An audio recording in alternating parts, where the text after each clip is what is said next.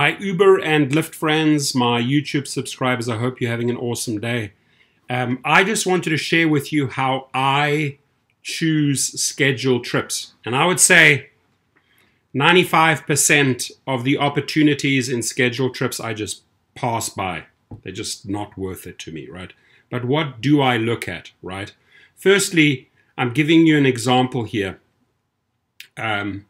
Of a passenger that wants to go from pretty much Beaumont to San Jacinto. This is in California.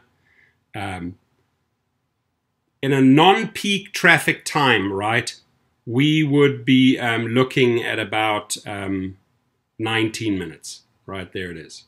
Right, that's like completely no traffic on a Saturday afternoon. However, this particular trip is booked, it's scheduled for 8:30 a.m., And if that's a weekday, that means peak traffic time. So when they say that they will pay $11 to $16, let's work on an average of, $13, I can tell you something. The duration is going to go up, okay? Because I took this on a non-busy time, on a Saturday. And the fact is, it's on a weekday, right? It's on a Thursday in the morning. So that time is probably more likely going to be 30 minutes or higher, right? So is it worth it for me at the end of the day to drive to that location for a half an hour and collect that money? I would be passing on this trip, right? Because I looked at those three factors. What I look for is the following. I look at the time. I like trips that are extremely early in the morning, and I like trips that are scheduled very, very late at night, right? Especially in a city like LA, that means way less traffic. I know what the big traffic hours are. I usually never schedule trips in peak traffic time, right? Because I'm not getting paid for all those extra minutes. Then what I look at is, what is the duration of this trip? Can I do a quick airport run at 10 p.m. at night, 45 to 60 minutes versus 1 hour, 20 minutes, right? So I look at that. I look at the duration of the trip. The third, and it's a very important factor, is if I know, for example, on that particular trip, I'm heading out at 8:40 a.m., it's going to take me about 30 minutes, right? What is my opportunity at 9, 10 a.m. at that destination, right? Will I get another trip? I would say it's a long shot because you're already outside of the hours where people travel to work in the morning, right? So I would consider 9 to 10:30 dead hours. So right there, I don't really have an opportunity at the destination, so I would pass on that specific one.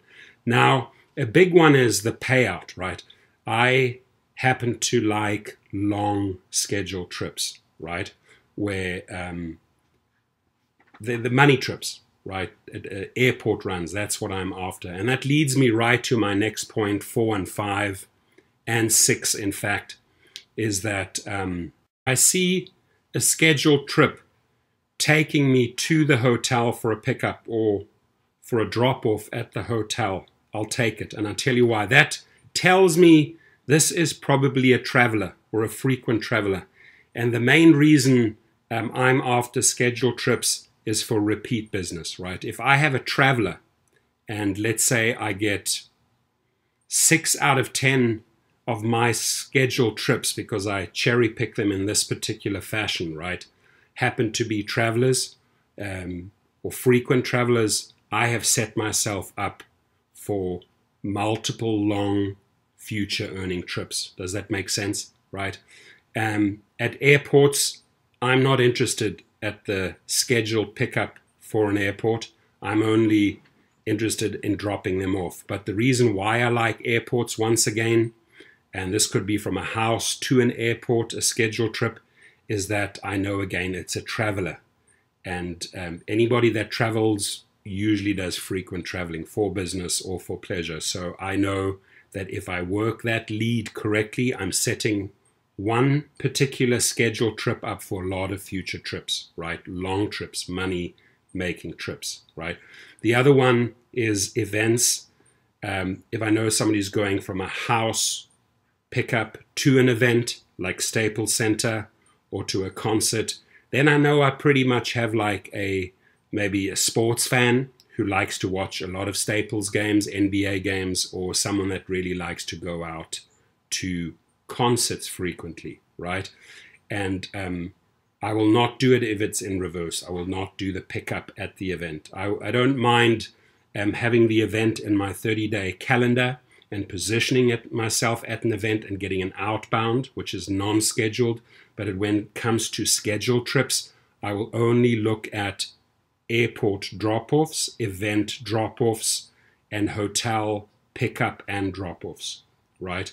And usually if I work my magic during that trip, if I do my networking, if I bring my A game, I am going to keep this client and set them up for a next trip and a next trip and a next trip.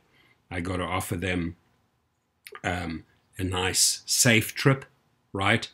No speeding, no erratic lane changing, etc., etc. So they got to be left with a very, very good impression. And then I can hit them with a business card at the end and say, by the way, do you do a lot of traveling? Or do you visit a lot of events or go to a lot of NBA games? Please, in future, if you want to use me, here's my card. It has my face on it, my name, the car that you drove in. I look forward driving you again. Have an amazing game or have an amazing trip. And yeah, those are the scheduled trips I go after.